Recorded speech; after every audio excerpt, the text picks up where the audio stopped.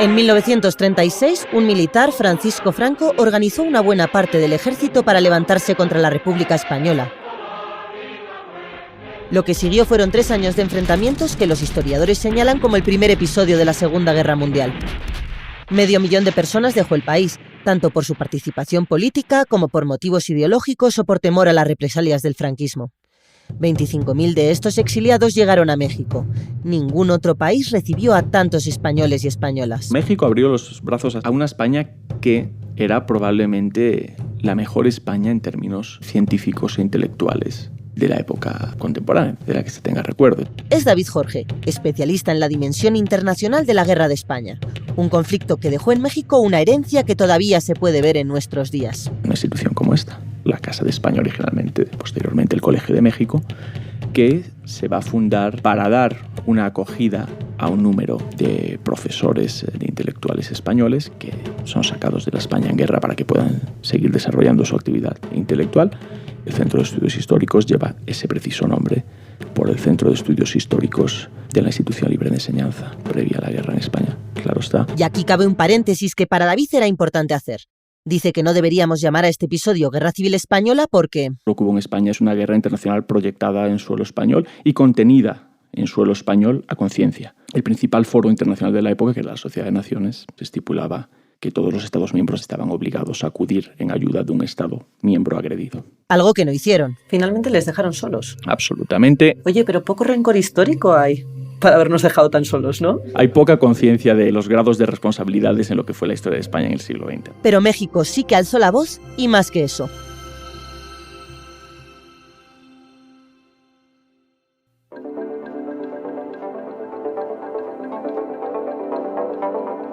¿Cómo actuó la Sociedad de Naciones en la Guerra de España?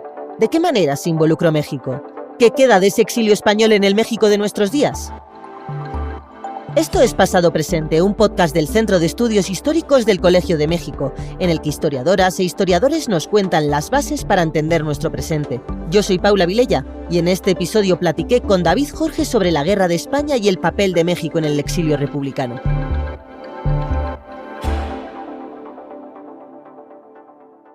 Soy David Jorge, soy profesor investigador del Centro de Estudios Históricos del Colegio de México. Me he dedicado a la crisis de entreguerras, a las tensiones entre las grandes propuestas político-ideológicas de la primera posguerra mundial, ¿no? Liberalismo, socialismos, comunismo y fascismos, a la dimensión internacional de la Guerra de España. Lo primero de todo, David, ¿por qué Guerra de España y no Guerra Civil Española y qué implica esta denominación? Es algo con lo que yo he dado un poco la batalla terminológica, ¿no? Que no es desde luego una cuestión anecdótica, como he insistido ya muchas veces, porque si se habla de guerra civil, entonces, para hablar en términos un poco simplistas o reduccionistas, pero para hablar claramente, se puede decir que la República Española no tenía razón. Entonces, toda la interpretación de la Guerra de España habría estado adulterada, en cierto modo, desde las primeras premisas historiográficas a posteriori, ¿no? Porque durante la Guerra de España no se hablaba de una guerra civil, esencialmente, ¿no? Se hablaba de nuestra guerra, la guerra, incluso durante la Nueva Guerra Mundial, la Segunda Guerra Mundial, pues tanto en España como fuera se hablaba de la Guerra de España, ¿no? ¿Por qué sí importa la denominación del conflicto? No es una cuestión meramente, intelectual o académica, ¿no? Importa porque la República Española, que era un gobierno legítimo, constituido legítimamente, proyectó su política internacional durante la guerra con un objetivo primordial, que era conseguir el apoyo de las democracias europeas, y el principal foro internacional de la época, que era la Sociedad de Naciones, en virtud de su pacto constitutivo y en concreto de su artículo 16, pues estipulaba que todos los Estados miembros de la Sociedad de Naciones estaban obligados a acudir en ayuda de un Estado miembro agredido. Por lo tanto, lo que hubo en España es una agresión internacional, con una guerra internacional por interposición desde el primer momento, con la intervención de Italia, de Alemania y en menor medida de otros estados a favor del bando sublevado, y posteriormente, desde luego, la intervención de la Unión Soviética del lado de la República. Entonces lo que hay es una guerra internacional proyectada en suelo español y contenida en suelo español a conciencia. El gobierno británico fue el que desvirtuó de inicio a fin la interpretación internacional de la Guerra de España y también limitó las posibilidades de la República Española, que eran posibilidades que pasaban inevitablemente por el exterior. ¿Por qué? Porque las intervenciones de la Italia fascista y la Alemania nazi a favor de los sublevados, unido a la no intervención de las democracias europeas, pues evidentemente condenaba a la República a la derrota desde el inicio. Antes de entrar en esa dimensión más internacional de la Guerra de España, ¿qué fue la Guerra de España en cuanto a los actores locales? Bueno, evidentemente la Guerra de España tiene un componente de guerra civil evidente, que no hace falta remarcar. Pero la pregunta es, ¿qué guerra internacional no tiene componentes de guerra civil? Esa sería la pregunta. Es decir, por ejemplo, un caso es la guerra que sigue en Rusia a la revolución bolchevique. Es una guerra que también intencionalmente se ha denominado mayoritariamente como guerra civil, pero es una guerra en la cual tiene un papel esencial la intervención internacional de hasta 13 potencias internacionales de la época en contra del gobierno constituido por los bolcheviques, claro. ¿Qué ocurre? Que en el caso de Rusia, esa intervención internacional no logró la derrota del gobierno bolchevique. Por lo tanto, es decir, tiene esa interpretación terminológica tiene un destino pues opuesto al que va a tener, desde luego, la guerra en España. Inglaterra, Londres, el gobierno británico, va a dar la batalla terminológica durante la misma guerra. ¿Qué bandos estaban enfrentados en esta Guerra de España? Estaba, por un lado, el gobierno de la República, gobierno que había ganado las elecciones mediante una coalición de Frente Popular en febrero de 1936. Era un gobierno legítimamente constituido y reconocido internacionalmente, ¿no? Y estaban con un apoyo, estaba el anarquismo, ¿no? Agrupado en torno a la CNT, la Confederación Nacional del Trabajo, el otro gran sindicato de la época en España, y un grupo, digamos, de élite ideológica anarquista, que era la FAI, la Federación Anarquista Ibérica. Una parte del ejército va a permanecer leal a la República, una parte minoritaria también en el momento que estalla la guerra. Pero la parte mayoritaria va a formar parte de los sublevados y fuerzas políticas de derecha que iban desde los monárquicos alfonsinos, de Renovación Española, a carlistas y a antiguos miembros de un partido que se había declarado accidentalista en torno a la forma de Estado, república, monarquía, como había sido la CEDA. Y a nivel muy minoritario estaba la Falange, que era un partido muy pequeño realmente en el momento, a la altura de 1936, y desarticulado, aunque sí tenía una influencia considerable a la hora de crear un estado de necesidad de esa guerra mediante la violencia callejera, ¿no? Digamos, incentivando una dinámica de violencia, acción-reacción, esencialmente con milicias socialistas. ¿Qué ocurre en España en esos años de guerra? Hay un intento de golpe de Estado que ni triunfa ni fracasa totalmente.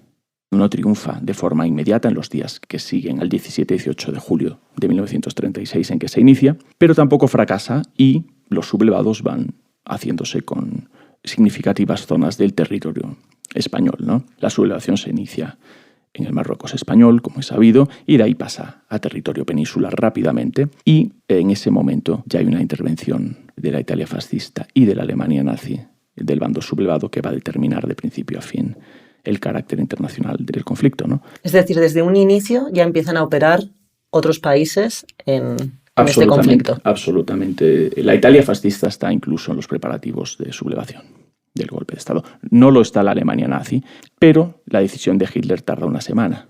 Es el 25 de julio, exactamente una semana, cuando decide apoyar la petición personal del general Franco, lo cual va a explicar que Franco se consolide como líder entre los sublevados, ese apoyo personal que le da Hitler a su petición de ayuda, y gracias a los aviones enviados por la Alemania nazi se constituye un puente aéreo desde el Marruecos español a la península, mediante el cual se pueden enviar a las tropas del ejército español en Marruecos, que eran las mejor preparadas para el combate, y con ello se solventa el bloqueo naval que había planteado el gobierno republicano con éxito durante los primeros días de la guerra, ¿no?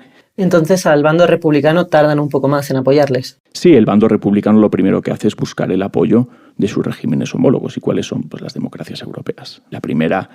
país a país, pues. La primera solicitud de auxilio va a ser a Francia, como era natural, ¿no? El gobierno francés en un primer momento, y como cabía esperar, pues se compromete a ayudar a la República Española. No cabía imaginar otra posición por parte del gobierno de Léon Blum. ¿Qué ocurre? Pues que Léon Blum, primer ministro francés, e Yvon Delvaux, ministro de Exteriores francés, son llamados urgentemente a Londres en una visita express, y aunque no hay un acta de la reunión que tuvo lugar entre miembros del gobierno británico y estos dos políticos franceses, pues es evidente que hubo una advertencia muy clara, ¿no? Si Francia apoyaba a la República Española y posteriormente la Alemania nazi agredía a Francia, el Reino Unido no iba a intervenir. Por lo tanto, se inicia una retracción francesa y se pone en pie la política de no intervención, oficialmente promovida a instancias del gobierno francés, si bien detrás de ello está la exigencia británica, clarísimamente. No hay margen de dudas al respecto, ¿no? La no intervención no tenía sustento legal alguno, conforme al derecho internacional de la época, entraba en contradicción abierta con el Pacto de la Sociedad de Naciones y sus reuniones van a tener lugar muy significativamente en las mismas instalaciones del Foreign Office británico.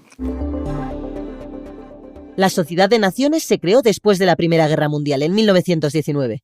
Su objetivo era promover la paz y la seguridad a nivel internacional. Es el antecedente de la ONU. ¿Qué estaba pasando ahí en la Sociedad de Naciones durante la Guerra de España para que fuera un fracaso su papel? La Sociedad de Naciones en la Guerra de España se vio desde un primer momento neutralizada o imposibilitada de acción en virtud de la propia no intervención.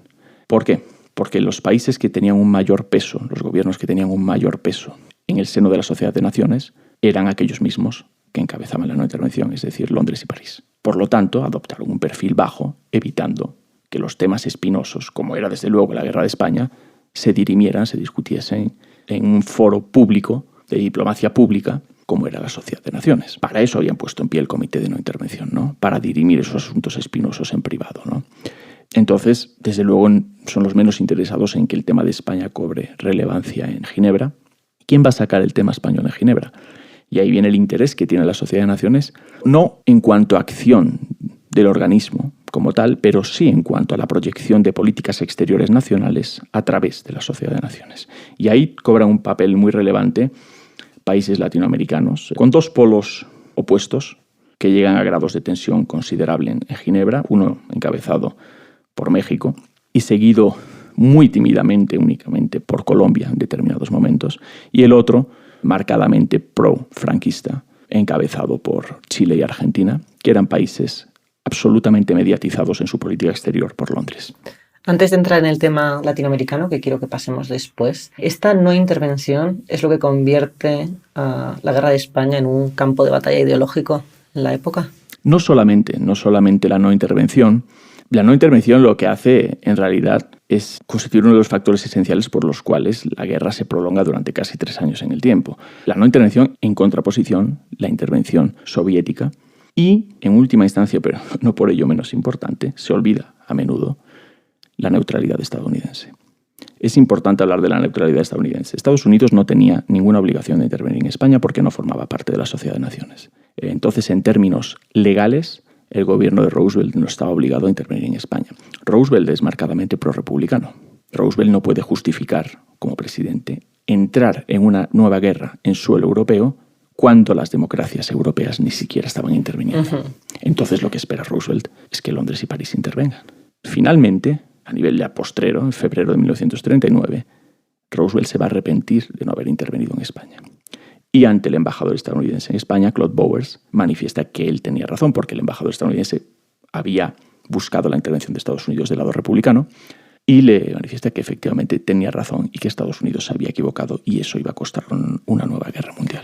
Finalmente les dejaron solos. Absolutamente, con las excepciones del apoyo armamentístico, la venta de armas soviética, de armas también de técnicos especialistas, de la conformación de las brigadas internacionales que eran voluntarios de decenas de países diferentes que acudieron a luchar, insisto, como voluntarios del lado republicano español, y un apoyo muy firme a nivel diplomático y humanitario también por parte de México. A nivel armamentístico existe, pero el material de guerra que puede enviar México no sirve para una guerra moderna como la que ya tiene lugar en España, porque son realmente los famosos fusiles Mendoza que habían sobrado de la Revolución Mexicana y las obras. Exactamente, y que se encasquillan cuando se quiere. Entonces no puede competir ese material contra el material de guerra moderno de la Italia fascista o la Alemania nazi que suministran a los sublevados, ¿no?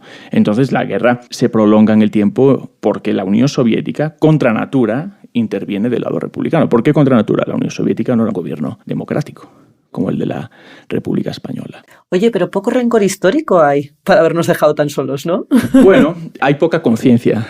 Más bien. Hay poca conciencia de los grados de responsabilidades en lo que fue la historia de España en el siglo XX, ¿no? Y ya pasándonos a este lado del charco, ¿cuál fue el papel que tuvo México en todo esto?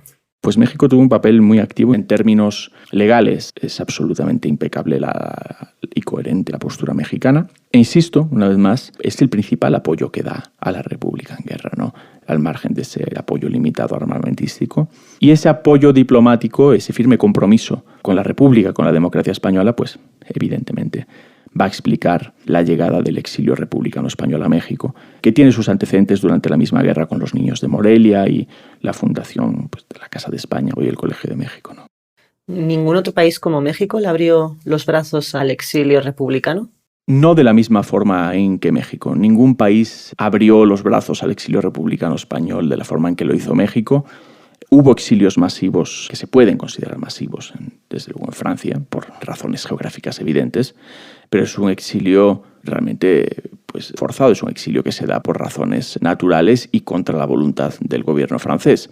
A partir del final de la Segunda Guerra Mundial es cuando realmente el exilio republicano en Francia puede desarrollarse de una forma más normal, digamos, ¿no? Porque en realidad al terminar la Guerra de España, a los 5 meses la guerra se extiende a suelo europeo, se da en 1940 la invasión nazi de Francia y lo que hacen muchos de los republicanos que estaban en Francia pues es unirse a la resistencia francesa contra o incluso los nazis. Un doble exilio, ¿no? Empezar exiliándose en Francia y después...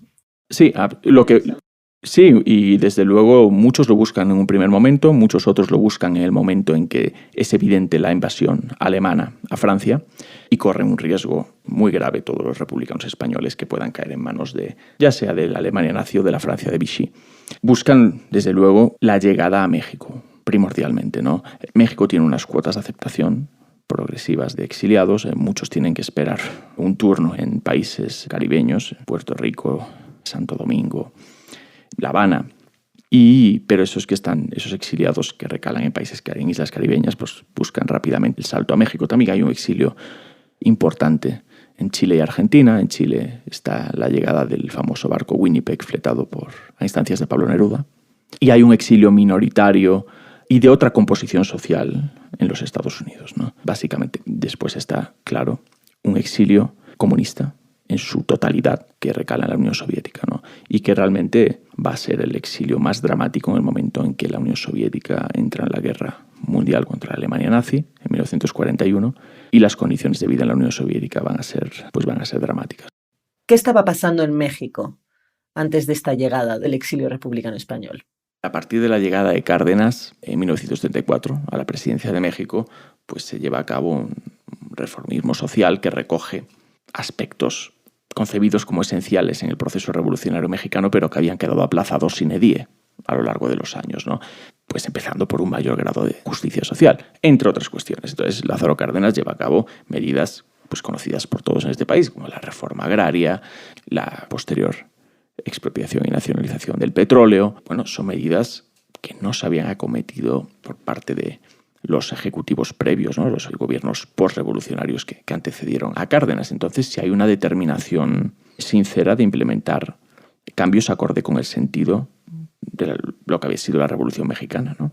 Claro, ese reformismo social cardenista, pues, como es natural, va a tener su contraparte en una reacción por parte de sus opositores políticos, ¿no? Tanto dentro del campo postrevolucionario como del campo antirrevolucionario, de prerevolucionario, ¿no? De fuerzas sociales, élites económicas, empresariales que habían quedado con poder, terratenientes, habían quedado con poder todavía, poder adquirido en la época prerevolucionaria, ¿no? Ante el porfiriato o mucho antes incluso, ¿no? Pero sí, ese reformismo cardenista, pues claro, va a explicar también unos principios de política internacional, unos principios en cuanto a la soberanía, digamos, la condición de sagrado de la soberanía nacional y de la libre autodeterminación de los estados. Y en un país como México, con una frontera directa con los Estados Unidos, pues, digamos, tiene unos tics de autodefensa evidentes, esa postura y ese enardecimiento defendiendo estos principios a través de la política exterior, va a explicar el posicionamiento a favor de la España republicana y México va a adquirir un prestigio internacional muy considerable a través del despliegue de esta política exterior, esencialmente a través de la Sociedad de Naciones. Va a adquirir un prestigio internacional que va a contribuir a que el gobierno de Cárdenas pueda llevar a cabo, sin grandes repercusiones en su contra, medidas como la nacionalización del petróleo. Sin ese prestigio internacional en clave antifascista, y esa clave antifascista es muy importante, con un vecino estadounidense presidido por Roosevelt, profundamente antifascista. Lázaro Cárdenas lee muy bien, el gobierno cardenista lee muy bien realmente la situación internacional de la época y actúa conforme a ello. Actúa conforme a ello, asumiendo los riesgos inevitables. ¿Hubo alguna reacción antiespañola en esa época? Hubo una acogida muy solidaria en México a los refugiados españoles y, naturalmente, hubo sectores de la sociedad mexicana y, desde luego, hubo españoles residentes en México, previamente los llamados cachupines, que vieron con muy malos ojos la llegada de los despectivamente calificados como rojos, ¿no? Españoles, ¿no? Y bueno, hay que tener en cuenta una cosa que creo muy importante remarcar. Claro, los gachupines habían venido aquí a hacer dinero. Claro. A montar negocios era un interés puramente económico. Sí, habían sido abrumadoramente profranquistas durante la guerra desde aquí de México, ¿no? El casino español en la calle Isabel la Católica era la sede de la Falange. La tuvo que cerrar Lázaro Cárdenas. Y eran sectores absolutamente identificados con emigrados alemanes nazis aquí en México. El casino español y el casino alemán tenían una relación absolutamente fraternal. Eso no es un secreto. Entonces, esa reacción anti-refugiados de esa época vino sobre todo por la propia comunidad española. Y también por unos sectores de las derechas mexicanas radicalizadas a partir de la expropiación y nacionalización de la industria del petróleo por parte de Cárdenas, en marzo de 1938. En ese momento se polariza mucho la vida política mexicana. Se va a fundar el Partido Acción Nacional, los sinarquistas, los camisas doradas nazis. Hay infinidad de grupos realmente radicales, de unas derechas radicales o radicalizadas. A partir de ese año 38 ya están en vistas las siguientes elecciones generales, en las que se va a fomentar esa candidatura de Juan Andreu Almazán, que aglutina, digamos, a estas derechas radicalizadas en la fase final del sexenio cardenista. Entonces, esa radicalización de las derechas mexicanas a partir del 38 va a embonar con la exaltación profranquista de los gachupines que habían apoyado a los sublevados en la guerra y que ven la victoria de Franco con buenos ojos, ¿no? Entonces, la posición para el gobierno cardenista y para los gobiernos posteriores, como el de Ávila Camacho, no va a ser tan sencillo, ¿no? El acoger aquí a esos entre 20 y 25.000 exiliados republicanos que llegan a México. No va a ser tan sencillo, va a haber unas complejidades de política interior y un hecho muy significativo en la preparación de esa llegada de un exilio masivo. No estoy hablando de los niños de Morelia, no estoy hablando de la Casa de España, estoy hablando de un exilio ya masivo. Una medida, un hecho trascendental, es el momento en que Lázaro Cárdenas le pide a Narciso Bassols que acuda desde la España en guerra a México para explicar al gabinete de gobierno los beneficios que traería la acogida de un exilio masivo republicano español. Y es esa argumentación que da Narciso Bassols ante el gabinete de gobierno, ante el gobierno de Lázaro Cárdenas en conjunto. Esa argumentación va a vencer las resistencias que existían incluso entre miembros muy importantes del gabinete de Cárdenas, que no veían tan claro la llegada del exilio, no por una animadversión hacia los exiliados, sino porque podía tener unas consecuencias de política interna en México pues muy perjudiciales. ¿Qué hay de ese exilio republicano en México que haya quedado y cuál ha sido el legado? Bueno, hubo un número significativo de exiliados exiliados de primera generación me refiero, que ya en una edad pues avanzada lograron volver a la España del tardofranquismo o ya de la democracia y en muchos casos se regresaron aquí a México porque aquella España evidentemente no era la España de 1939. No había nada que hacer ahí. No, realmente un país no permanece estático como uno lo deja durante 40 años, ¿no? Era otro país en el cual pues realmente el conflicto interior y emocional fue demasiado fuerte para muchos y decidieron volver a la vida real, que era aquella que mejor o peor habían constituido en México. La huella del exilio republicano español en México es evidente, no voy a descubrir yo nada que no se sepa en este país ya, ¿no? Es decir, hay una aportación pues significativa de muchos republicanos españoles que se insertan en el mundo académico, intelectual, editorial, social, pero creo que es importante recordar que es una minoría del exilio. La mayoría del exilio no es ese exilio intelectual y académico. La huella está en las instituciones académicas, en el mundo cultural, y es una retribución que los exiliados españoles devolvieron parcialmente a México, porque es la solidaridad del gobierno mexicano al acoger al exilio republicano español, pues salvó incontables vidas y solventó, con todos los problemas que se quieran, pero les dio una posibilidad de vida que no tenía visos, no tenía horizontes en suelo europeo, desde luego.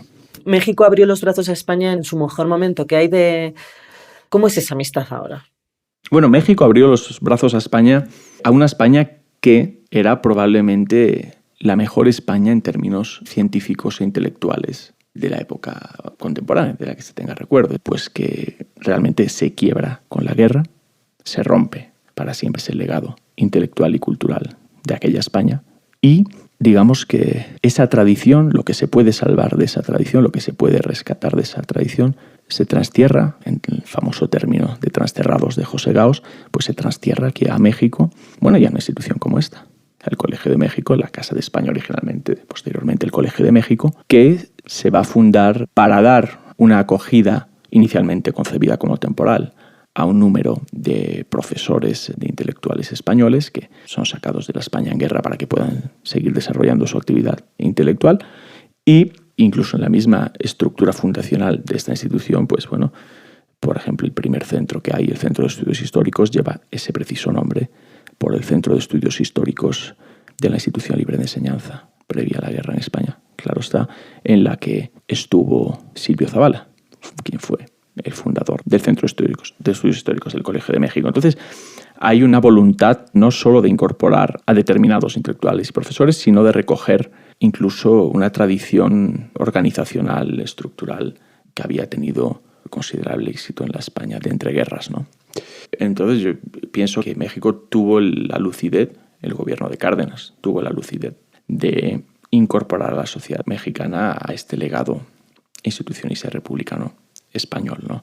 Sin duda. Es algo que diferenció desde luego el tipo de acogida de exilio de México al tipo de acogida de exilio que tuvo lugar en otras realidades geográficas, ¿no? En otros países. A nivel diplomático, ¿crees que hay algo de ese agradecimiento de España a México por haberles abierto los brazos en uno de los peores momentos o el peor momento de su historia reciente? ¿Queda algo en la relación actual entre ambos países? Yo pienso que sí, que estoy convencido de que queda algo. Debería quedar más, esa es la cuestión, ¿no? Debería estar más presente.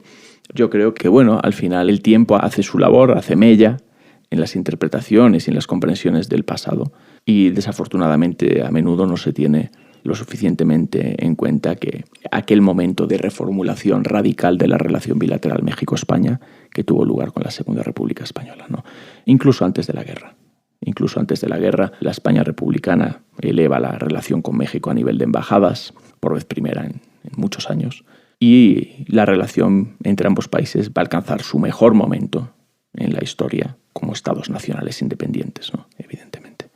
Y fue una época en la que se superaron en buen grado pues muchas de las rencillas o de las reticencias mutuas que pudieran quedar pues de siglos atrás, ¿no? Con el paso del tiempo, pues bueno, al final queda una mixtificación de unas épocas de otras, de unos pasados de otros, de unas interpretaciones de otras. Y bueno, pues en el acelerado mundo actual y con las urgencias políticas, ¿no?, del momento, pues no creo que haya el reposo suficiente para cuidar la relación de la forma en la que sí se podría hacer. Porque hay capítulos compartidos en la historia que deberían situar la relación bilateral a un nivel extraordinario. Deberían ser mejores amigos. Pues sí. En cierto modo, pues no hacerlo supone pegarse un tiro en el pie. Esto fue Pasado Presente, Historia en Podcast. Muchas gracias por escucharnos. Yo soy Paula Vilella. Este podcast fue producido por Quizaya Estudios para el Centro de Estudios Históricos del Colegio de México. Lucina Melesio es directora y productora ejecutiva. En la producción estuvieron Carla Benítez, Laura Silverio y Sara Carrillo. El guión es mío. El diseño sonoro y la mezcla son de Carlos Jorge García y Tiger Lab. La grabación de la entrevista fue realizada en la Biblioteca Daniel Cosío Villegas del Colegio de México. Queremos agradecer a David Jorge por su participación en este episodio. La canción de inicio es el himno anarcosindicalista a las barricadas. ¡Hasta la próxima!